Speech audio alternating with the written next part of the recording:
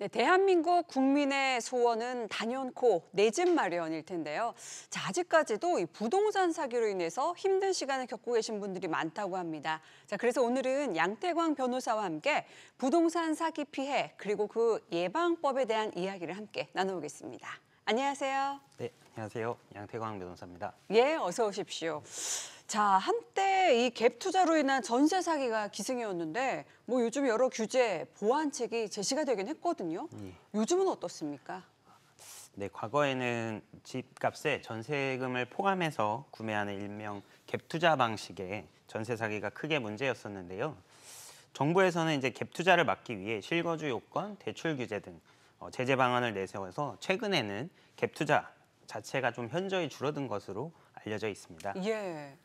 그런데 안타깝게도 전세 사기는 여전히 발생하고 있는데요. 대표적으로 깡통 전세라고 해서 선순위 근저당권과 전세 보증금 합친 금액이 집값의 70% 이상일 경우 집값이 조금만 하락을 해도 보증금을 돌려받기 어려운 상황이 생깁니다. 또 최근에는 전세값이 급락하면서 임대인이 차액을 돌려주지 못하는 일명 역전세의 피해도 발생하고 있습니다.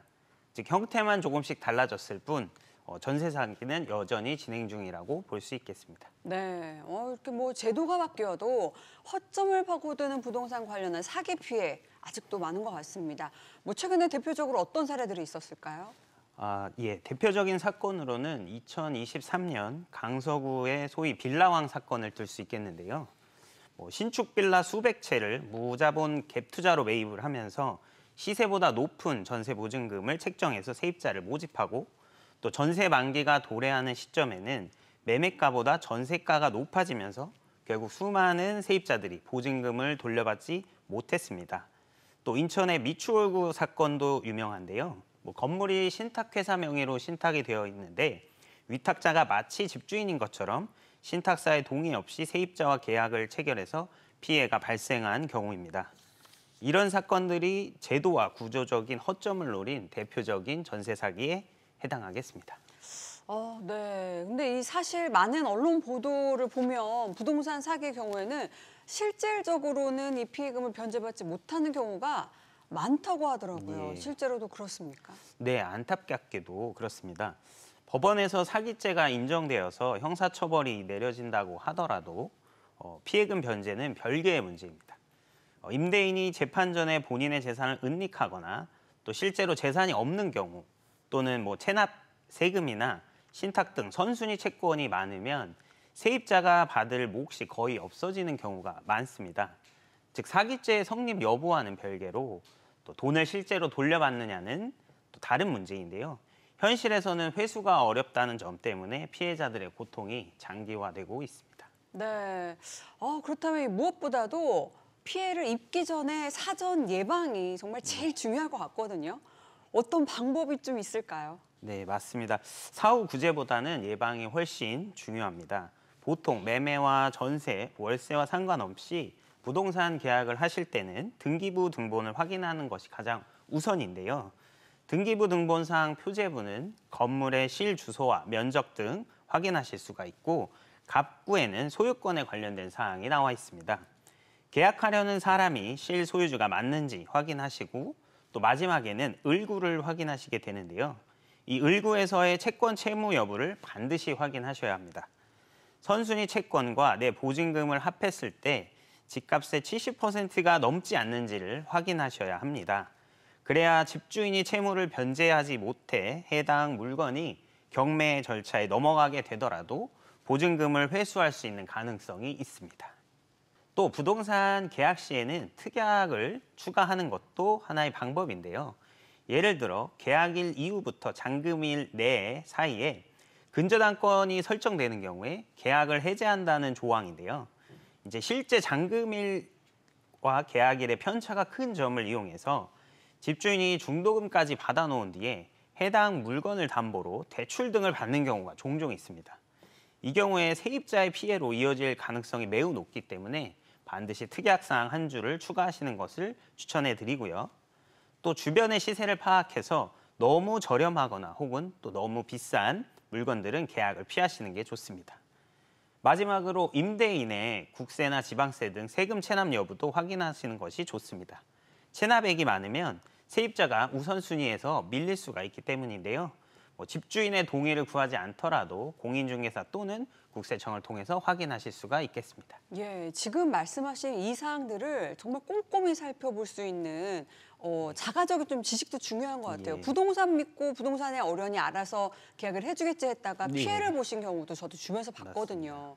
자, 그럼 이미 피해를 당하신 분들을 위한 구제 방법은 없을까요? 네, 만약 이미 전세 사기를 피해를 당하셨다면 먼저 형사 고소를 통해서 가해자에 대한 처벌을 요구할 수가 있겠고요. 예.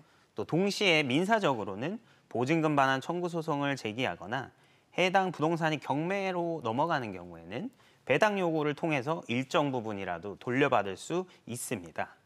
다만 앞서 말씀드린 것처럼 승소하더라도 피해 변제가 어렵다는 이유로 소송 자체를 포기하시는 경우가 있는데 피해자 입장에서는 할 수 있는 모든 방법을 강구하셔야 조금이나마 변제에 도움이 될 수 있겠습니다. 또한 요즘 주택도시보증공사가 보장하는 전세보증보험 자체를 전세계약 체결 전에 확인하시고 사전에 가입이 가능하신지 여부도 꼭 체크해 보셨으면 좋겠습니다. 네. 비단 내 집 마련을 위한 부동산 사기 외에도 요즘에는 분양 사기도 또 기승을 부리고 있는 것 같더라고요. 요즘에 단기 임대나 숙박이 가능하다는 이야기를 듣고서 지방의 한 관광단지 오피스텔을 계약을 했는데 오피스텔 준공을 앞두고서 잔금을 치를 날이 다가왔는데 숙박업으로는 사용할 수 예. 없다. 이렇게 해버리니까 이 경우에는 좀 계약금을 돌려받을 수 있는가요? 어떤가요? 네. 지금 보내주신 사례가 예. 전형적인 이제 분양 사기에 해당할 소지가 큽니다. 음. 분양 초기에는 숙박업이 가능하다, 또 에어비앤비가 가능하다고 홍보를 했지만 실제로는 법적인 요건이 안 되거나 허가가 나오지 않는 경우가 많습니다. 이런 경우에는 계약 내용과 다르게 이행이 불가능하다면 사기 또는 착오에 의한 계약 취소 예. 사유가 또 될 수 있고 그로 인해서 계약금을 돌려받을 수도 있을 겁니다. 이 경우에 계약서의 특약과 분양사의 설명 자료를 꼼꼼하게 또 따져봐야 합니다. 최근 오피스텔 사기는 허위 광고, 과장 광고를 동반하는 경우가 많으므로 반드시 공인된 문서 또는 분양계약서의 기재 내용을 기준으로 대응을 해야 되고요. 필요하시다면 소송으로도 다툴 수 있겠습니다. 예, 그러니까 저희가 방금 말한 경우 같은 경우처럼 네. 너무나도 유명한 관광단지다. 맞습니다. 여기는 다 잘 될 수밖에 없고 지금이 좋은 기회다, 마지막 네. 기회다 이래버리면 이 계약하려는 사람들은 좀 들뜰 수밖에 없잖아요. 맞습니다. 그런 마음들을 좀 차분히 누르고 특약까지 좀 제시할 수 있는 입장이 되어야 될 것 같습니다. 예. 자, 끝으로 지금도 고통받고 있을 부동산 사기 피해자분들에게 좀 한마디 해주신다면요. 예. 부동산 사기가 한 가정의 삶을 송두리째로 흔들어 놓는 큰 사건입니다. 예. 하지만 혼자서 또 끙끙 앓고 계실 필요가 없습니다. 법률적인 제도, 또 구제 절차, 전문가들의 도움을 통해서 또 충분히 대응해 나가실 수 있습니다. 저도 변호사로서 피해자분들의 권리를 또 되찾고 또 다시 일어날 수 있도록 최선을 다하겠습니다. 항상 중요한 건 혼자가 아니다라는 점을 꼭 기억하셨으면 좋겠습니다. 예. 자, 오늘 어려운 법률 정보를 생활 밀착형으로 쉽게 알아보는 시간 가져봤는데요. 함께해 주신 양태강 변호사님 감사합니다. 네, 감사합니다.